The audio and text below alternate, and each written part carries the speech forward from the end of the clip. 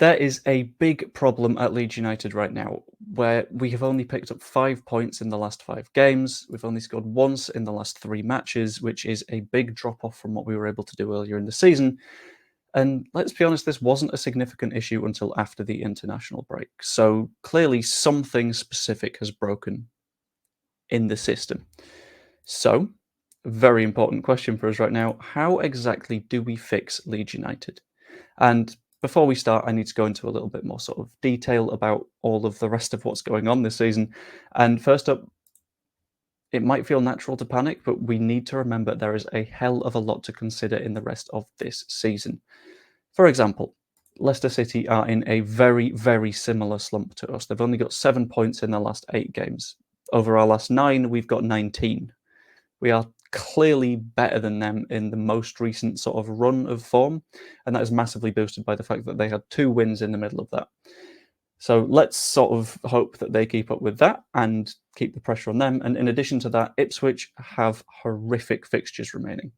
Hull City and Coventry City, both away from home, both fighting for the playoffs, both, as we have experienced, not easy teams to play against. And then they have Huddersfield, who, yes, on the face of it, fairly easy game, but right now they're in a relegation battle, and we have seen how they can play when they are desperately scrapping, fighting for every last point. So hopefully that little relegation battle can go all the way to the end of the season. And we need to remember that although Southampton are potentially closing back in, and it could in theory be all in their hands, they are far from immortal. They are catchable comfortably. Well, I say catchable. I don't think they'll catch us. And at the end of the day, we're a single point from the top 2. We're 2 points away from the very top of the table, and there isn't the need to lose our heads yet. But we still need to discuss all the issues that are going on. First up being the defensive issue, and honestly, when you look at things on a sort of broader scale, there isn't one. In the last match, we conceded only 3 shots, and there were 2 major threats, both of them being Sammy Schmodix having a nice little run down his left, our right, and both of the threats came from the side transitioning. So the first one, we've attacked, they've picked up the ball, hit us on the counter-attack. Not a good thing, but we dealt with it. Melier made a good save. The second one, we need to look at as an example, because they scored immediately after we made some changes to the side, and there was a lot of discussion of who should be doing what, and there was a lot of confusion at the back. And to discuss this in a little bit more detail, I'm going to cut to my analyst, Joseph, who is also me, but on a slightly different camera. And I'm going to move the microphone just so you can hear me a little bit better. So what I've done is I've got a bunch of individual screenshots of what happened for the goal, and I'm sort of going to go through it and explain what went wrong. The first one shows Joe Rodham, who is sort of towards your right of your screen, running forwards, trying to win a header against the number 9. This is fine enough. A centre-back pushing out to try and win a header is okay, but you've got to remember at this point we only have 1 central midfielder. In most situations, you've still got 2 here. That would be Gray and Gruev, but one of the midfielders instead is gone, and the centre-back has to step forward. This leads to the shape going a little bit funny, and in this one you can see it's post-flick on, Rodon is stood next to the number 9, having lost the header, and their forward is holding the ball up reasonably well against Sam Byram, who's come across to deal with him. This is where you can see the issue of Sammy Schmodix, who is on the far side of the pitch. Archie Gray has clearly lost him. Byram has not been aware enough to realise that Gray has lost him, and it ultimately falls to Ethan Ampadu to try and track across and stop him. From the left centre-back position, defending an attack on the right-hand side is never the easiest thing to do. So ultimately, in this situation, I believe that removing Gruev is one of the biggest causes of this issue. We had an ultimate loss of structure, people having to come out of defence to deal with balls that they wouldn't have otherwise. I feel like Gray was maybe looking a little bit more tired than Gruev, but I completely understand why I understand the motive for taking Gruev off instead of Gray, just because Gray's a little bit more versatile. He can drop in at right back. But in this situation, taking off Gray caused more harm than it did good, which is a bad thing. But now we need to talk about the attacking issues, for which I'm going to go back to your normal host, Joe. It's been Joseph in Analyst Corner. And now it's Joe again. So, we also need to talk about the attacking issue, which is fairly significant because, as I said, we scored 1 in our last 3. It's a pretty big problem. And first off, we do need to consider who their man of the match was. A goalkeeper getting man of the match says that he was under an obscene amount of pressure from the very start. There were plenty of chances from us. I think 5 shots on target, 5 shots were blocked. No, not 5, 7 shots were blocked, and 7 shots were off target. So clearly we are creating the chances. The amount of people that are saying that we need to get rid of Daniel Farke off the back of this result is mind-boggling, considering that what he can do is he can create the structures, the tactics, the formations to put the players where they need to be to score goals. He can't put the ball in the back of the net himself, which I wish he could, because former striker, maybe he could have a go. He's clearly quite big. Imagine Farke's hold-up play. But yeah, he can only put the players out who are, in theory, responsible for putting the ball in the back of the net. And one slight issue is that these players aren't 100% yet either.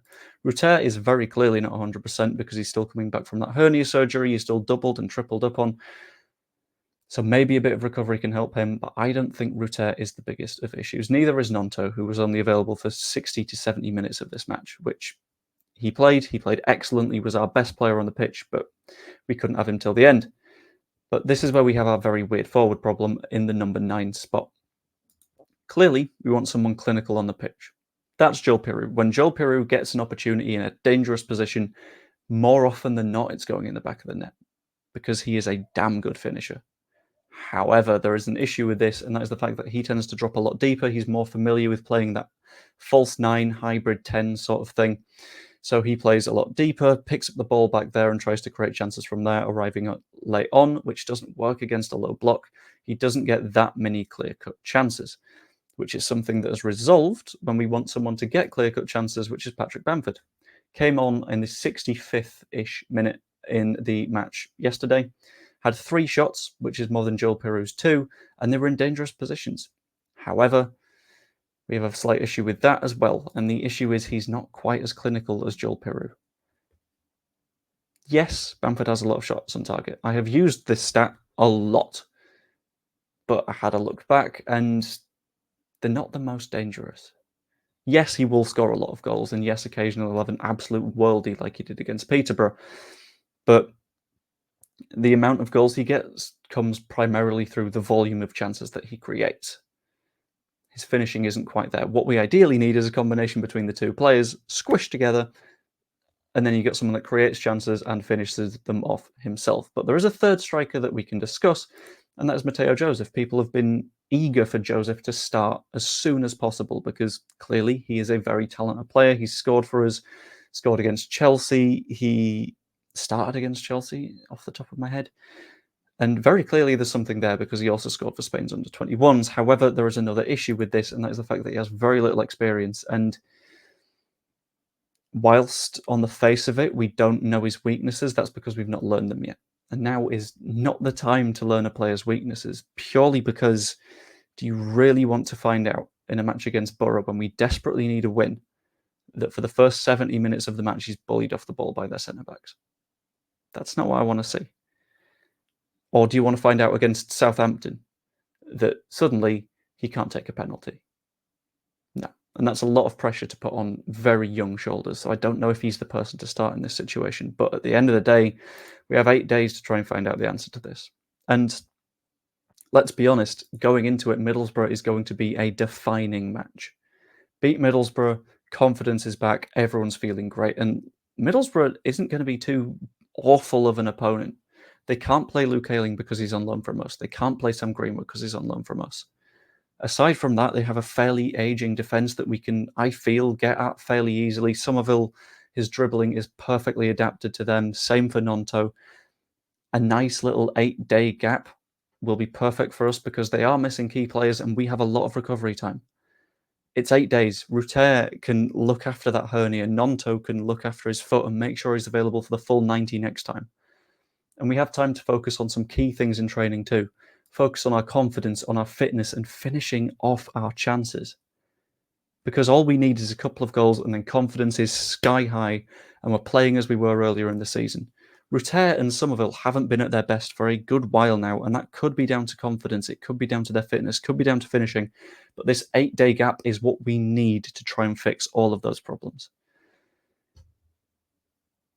So hopefully that happens, but I want to know what you think as well. Let me know in the comments down below. Drop a like if you've enjoyed the video. It's massively appreciated, helps the channel out loads. Same for subscribing. I'm on the path to 3,000 right now. Could even become a channel member. I've made it as cheap as I feasibly can on the YouTube backend system. All of my first month membership revenue right now is going to Prostate Cancer UK, so that'd be great if you could. Hope you enjoyed the video. I will see you later. Oh, and Joseph, we'll see you later as well. Right. Time for an outro. Let's hope we win that match. Oh. Guess the video's done then. That's my outro sorted.